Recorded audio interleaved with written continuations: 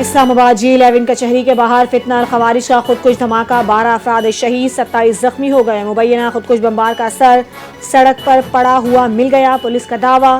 دھماکے کے بعد راولپنڈی میں سیکیورٹی ہائی الرٹ کر دی گئی، کچہری کے باہر عمارت خالی کروا لی گئی، وکلاء، ججز اور سائلین کو کچہری سے نکال دیا گیا۔ جوڈیشل کمیشن کے عقبی حصے کی طرف شہریوں اور وکلاء کو نکالا گیا، ججز کو بھی روانہ کر دیا گیا۔ بم ڈسپوزل اسکواڈ فورینسک کی ٹیموں نے شواہد جمع کر لیے۔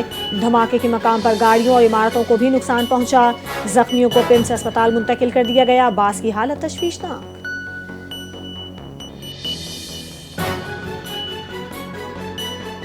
صدر اور وزیر اعظم کی اسلام آباد کچہری میں بھارتی اسپانسر فتنہ الخوارج کے دہشت گرد حملے کی مذمت۔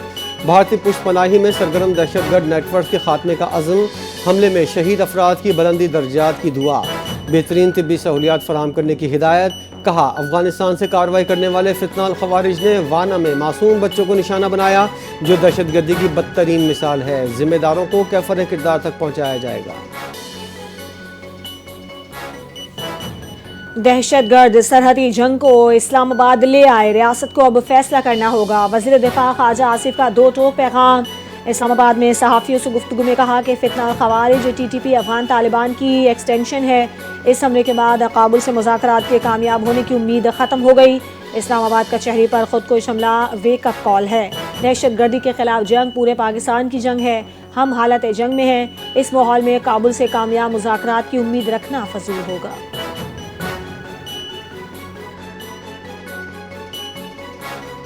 وزیر داخلہ محسن نقوی کا کچہری کا دورہ۔ IG اسلام آباد نے وزیر داخلہ کو دھماکے سے متعلق بریفنگ دی۔ آج 12:40 پر خودکش حملہ ہوا۔ حملہ آور کچہری کے اندر داخل ہونے کی کوشش میں تھا، موقع نہ ملنے پر حملہ آور نے پولیس گاڑی کو نشانہ بنایا۔ محسن نقوی کی میڈیا سے گفتگو۔ کہا، وانا میں بھی گاڑی سوار خودکش حملہ آور انٹری پوائنٹ پر پھٹا۔ وانا میں کلیئرنس آپریشن جاری ہے۔ حملے میں افغانستان ملوث ہے، جو بھی اس حملے میں ملوث پایا گیا اسے معاف نہیں کیا جائے گا۔ وزیر داخلہ کا دشمن کو دو ٹوک پیغام۔ اسلام آباد کچہری میں خودکش دھماکے کی CCTV فوٹیج منظر عام پر آ گئی۔ CCTV ویڈیو میں دھماکے سے قبل وکلاء اور شہریوں کی بڑی تعداد کو جائے وقوع پر دیکھا جا سکتا ہے۔ دھماکے کے وقت پولیس موبائل جائے وقوع پر تعینات تھی۔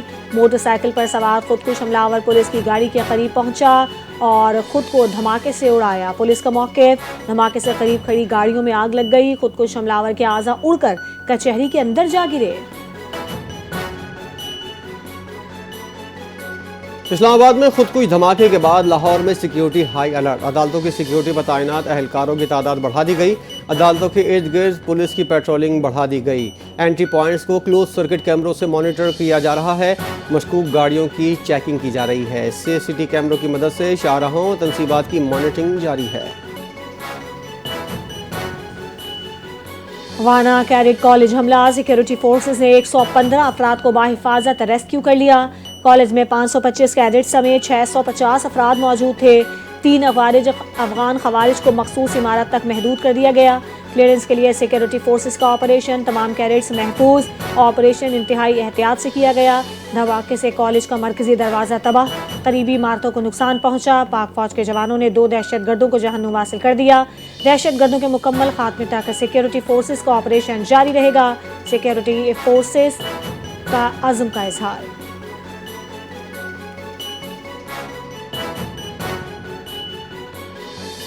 ہر انتخاب سے پہلے بم دھماکے کیوں ہوتے ہیں؟ بھارتی عوام کا سوال۔ یشونت شنڈے کے مطابق BJP نے انتخابی فائدے کے لیے دھماکے کرائے۔ بھارتی تجزیہ کاروں کا کہنا ہے BJP کمزور پوزیشن پر ہے اور مزید دھماکوں کا خدشہ ہے۔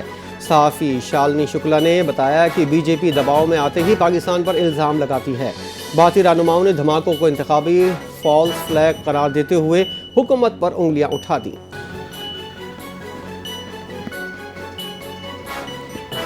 افغان حکومت TTP کے خلاف مؤثر کارروائی کرے تو پاکستان تعاون کے لیے تیار ہے۔ وزیر اعظم شہباز شریف کا بین الپارلیمانی اسپیکرز کانفرنس سے خطاب۔ کہا، امن و سلامتی اور ترقی پر پارلیمانی رہنماؤں کے پلیٹ فارم پر لانا باعث فخر ہے۔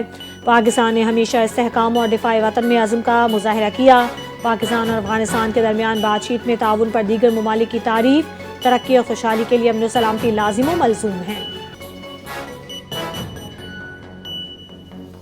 اسپیکر ایاز صادق کی زیر صدارت قومی اسمبلی کا اجلاس، وزیر قانون نے 27ویں ترمیم کا بل منظوری کے لیے پیش کر دیا۔ ایوان سے خطاب کرتے ہوئے کہا کہ ہمیشہ آئین میں ترمیم اکثریت کی حمایت سے کی جاتی ہے، زیادہ وقت آئینی مقدمات میں صرف ہوتا ہے۔ آئینی بینچ کے قیام سے دیگر مقدمات جلد نمٹائے جائیں گے۔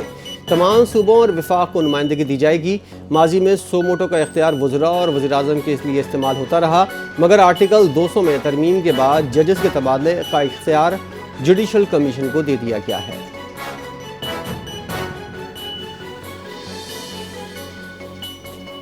قومی اسمبلی کے اجلاس میں بیرسٹر گوہر کا 27ویں آئینی ترمیم پر شدید تحفظات کا اظہار، کہا ہم آئینی ترمیم کو تسلیم نہیں کرتے، آئین میں ترمیم ایک حساس معاملہ ہے، 26ویں ترمیم کا باقی ایجنڈا اب لایا گیا ہے، قانون کے سامنے جواب دہ ہونا ہی قانون کی بالادستی ہے۔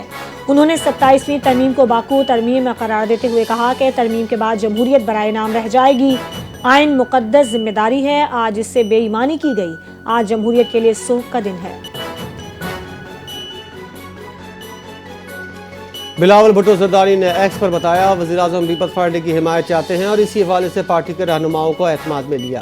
شازیہ مری کا قومی اسمبلی میں اظہار خیال، بل پہلے ہی سینٹ سے منظور ہو چکا تھا، اب قومی اسمبلی میں پیش کیا گیا۔ بلاول بھٹو نے سی سی اجلاس میں بھی بتایا تھا، جہاں 2 روزہ میٹنگ میں اس ترمیم پر تفصیلی غور کیا گیا۔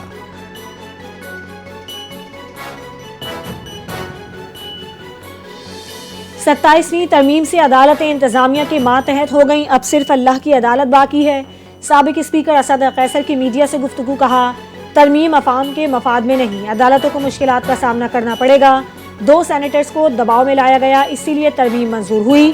1973 کا آئین ذوالفقار علی بھٹو کا تحفہ تھا، بلاول بھٹو نے نانا کے کارنامے کو دفن کیا، ایمل ولی اور سیف اللہ بڑو نے 27ویں ترمیم کا ساتھ دیا، سیف اللہ بڑو کو پارٹی سے نکال دیا گیا، جرگہ ہونے والا ہے، تمام مکاتب فکر اور سیاسی جماعتیں شریک ہوں گی تاکہ امن قائم رہے۔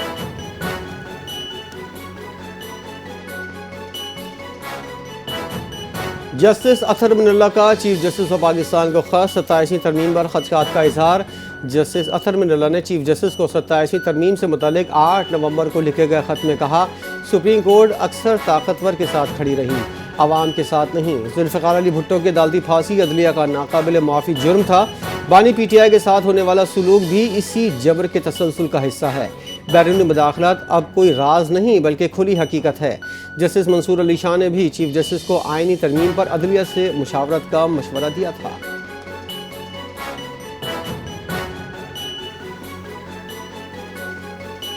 فوج کے انٹرنل اسٹرکچر میں تبدیلی ضروری تھی، مارکہت بنیاد المرصوص میں کامیابی کے بعد ڈھانچے میں تبدیلی ناگزیر تھی۔ وزیر اعظم کے سیاسی مشیر رانا ثناء اللہ نے کہا کہ اپوزیشن کو قومی مسائل پر بات چیت کی پیشکش کی مگر وہ بیٹھنے کو تیار نہیں۔ 27ویں آئینی ترمیم پر بھی پی ٹی آئی سے ڈائیلاگ کی کوشش کی گئی، تعلیم، صحت، آبادی اور بلدیات پر اتفاق رائے تاحال نہیں ہو سکا۔ ترامیم کے لیے 2/3 اکثریت ضروری ہے، اتفاق رائے پیدا ہونے پر مزید ترامیم ہوں گی۔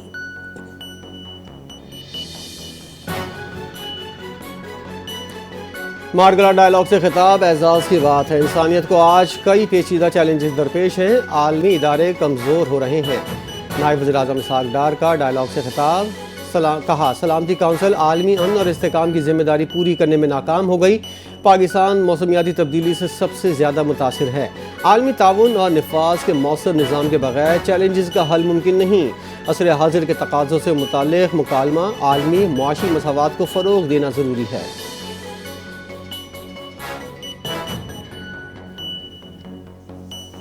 موسمیاتی تبدیلی سے نمٹنے کے لیے سب کو مل کر کام کرنا ہوگا، پنجاب حکومت ماحولیاتی تبدیلی سے نمٹنے کے لیے جدید ٹیکنالوجی بروئے کار لا رہی ہے۔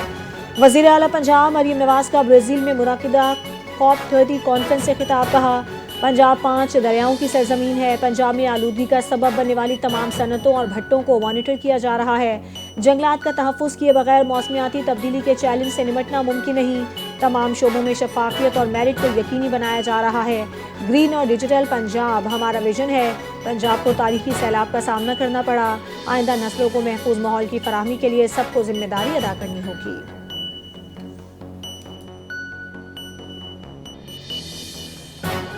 گلگت بلتستان کے گندلو علاقے میں بدترین لینڈ سلائیڈنگ، کئی مسافر گاڑیاں ملبے میں پھنس گئیں، کئی افراد کے پھنس جانے کی اطلاعات موصول، گلگت کے چلاس ہسپتال میں ایمرجنسی نافذ، وزیر اعلیٰ نے واقعے کا نوٹس لیتے ہوئے سیکرٹری داخلہ کو آپریشن فوری طور پر تیز کرنے کی ہدایت کی۔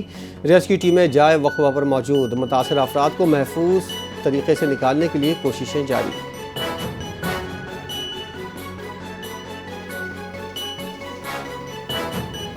پاک فوج نے تیسری inter services combat shooting championship 2025 جیت لی۔ پنجاب ریجمنٹ نے unit firing proficiency match group 1 میں پہلی پوزیشن حاصل کی۔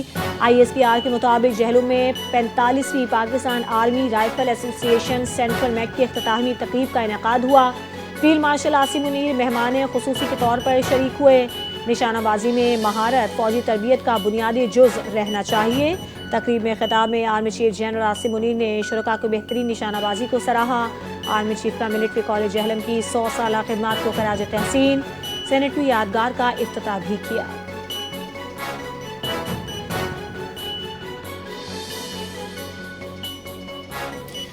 انسداد دہشت گردی عدالت نے شیخ وقاص اکرم کے وارنٹ گرفتاری جاری کر دیے۔ عمر ایوب اور زرتاج گل کے پاسپورٹ بلاک کرنے کا حکم۔ 26 نومبر احتجاج کے مقدمات کی سماعت دہشت گردی کی عدالت میں ہوئی۔ حکام کو پاسپورٹ بلاک کر کے رپورٹ کرنے کی ہدایت۔ تمام فریقین کو نوٹس جاری، کیس کی کارروائی 3 دسمبر تک ملتوی۔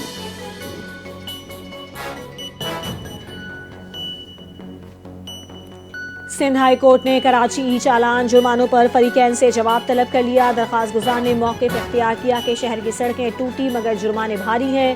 کراچی میں ای چالان 5000، لاہور میں صرف 200 روپے ہے۔ بھاری جرمانے غیر قانونی قرار دیے جائیں۔ کراچی کے ٹریفک شہری انفراسٹرکچر کی بہتری کے لیے اقدامات کیے جائیں۔ عدالت نے سماعت 25 نومبر تک ملتوی کر دی۔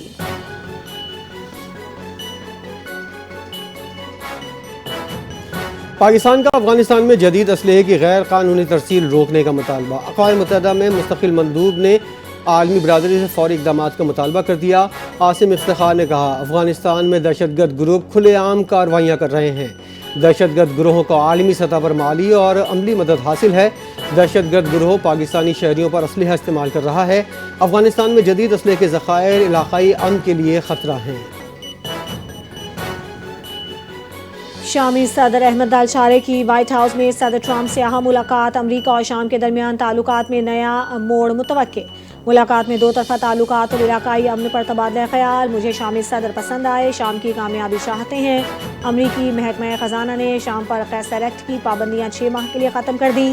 پابندیوں کا خاتمہ شام کی معیشت کی بحالی میں مدد دے گا۔ 2019 میں منظور شدہ قیصر ایکٹ بشار الاسد حکومت پر دباؤ ڈالنے کے لیے نافذ ہوا تھا۔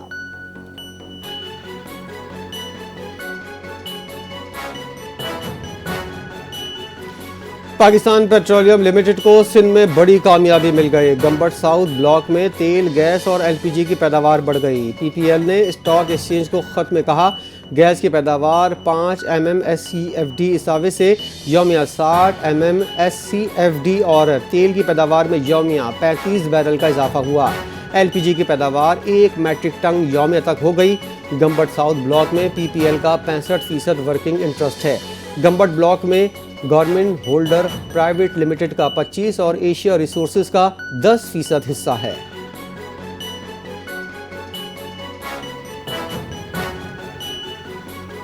سعودی وزارت صحت کا اہم اعلان، ڈرون سے حج میں ادویات اور خون کے نمونے منتقل کیے جائیں گے۔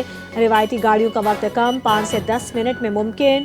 سعودی وزارت صحت کا جدید ٹیکنالوجی سے طبی سہولیات میں انقلاب۔ تمام حاجیوں کے لیے گردن توڑ بخار کی ویکسین لازمی۔ متعدد امراض کی روک تھام اور عازمین کی صحت کا تحفظ۔ کچھ ممالک کے لیے مخصوص ویکسینز بھی لازمی قرار۔